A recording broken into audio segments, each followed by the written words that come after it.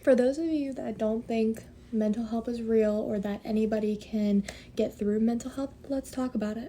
I literally did not think that I was going to get over my anxiety of like driving or anxiety in general, and then I recently started seeing a therapist and I was like, I can get over this easily. It's not an easy thing to get over. It's kind of a process because you gotta like be vulnerable to go out and talk to people about it and not try to hide it, because if you try to hide it, then you're not helping yourself. So I think talking about it with a professional, like licensed therapist, is the way to go, because the reason I feel so comfortable with my girl that helps me with, my issues is because she is somebody that we met in person before, and she is very just, she listens. She doesn't try to tell me, oh, you need medication or stuff like that. No, she actually sits, listens till I'm done, and then she gives me her opinion and talks to me and helps me with coping skills. Also, it helps to have a supportive family that wants to help you with therapy. And if you have anything to talk about with them about your therapist like sessions, then you can just sit down and talk. Me, I don't really talk about it with my parents because I told the therapist I would rather keep it like a hush hush thing and just talk about it with her, and if I want to tell my parents I can, but I would just rather keep it between me and her.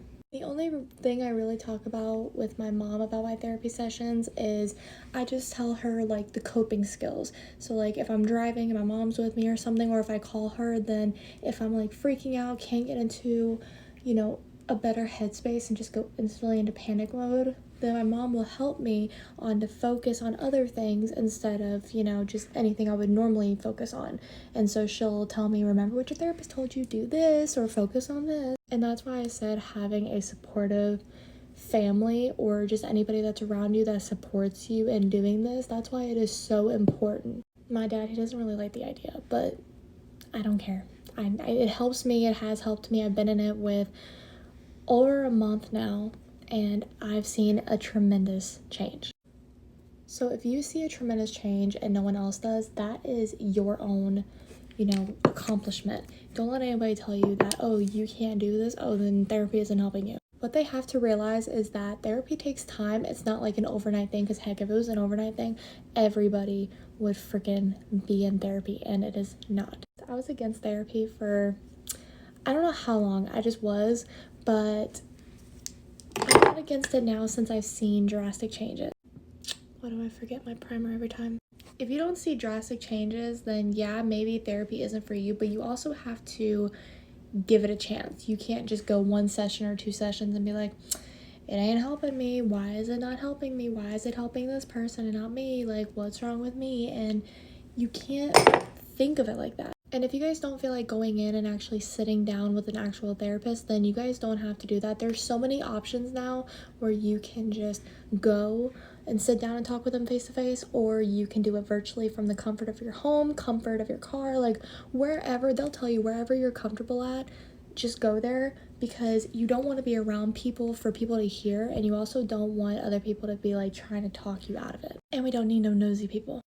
But all I'm saying is you gotta get out there, be comfortable, and if you're not comfortable, then your therapist is gonna be like, this isn't helping you, because you gotta be comfortable to talk to me.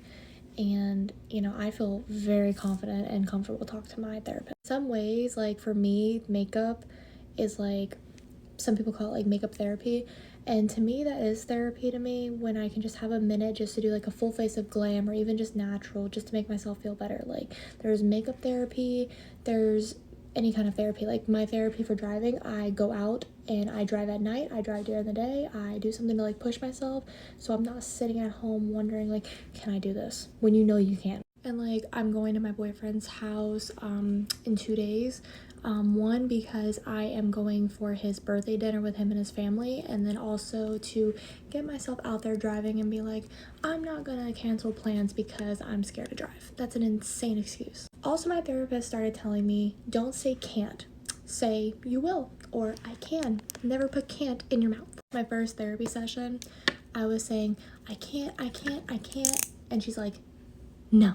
My brother even knew, like, he was like, why do you need therapy? Look at your life. And I'm like, well, people can have the best life and still need it. There's just things I would rather not talk about, and I don't need to discuss with my family because I don't need them to stress either, and that's why I would like to keep the therapist to know, like, hush hush between me and her, not everybody else. So like I was saying, therapy can help, or putting yourself around good people who want the best for you can help.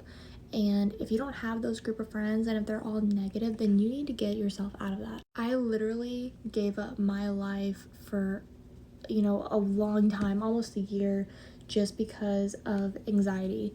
And you guys can get through it too. It's not as hard as you think. It feels hard when you start doing it, but I literally thought about giving up about therapy and stuff, but trust me, it is the best. Some things I gave up was like going to get my nails done, which I love doing that. And then I just started back getting my nails done and my toes done.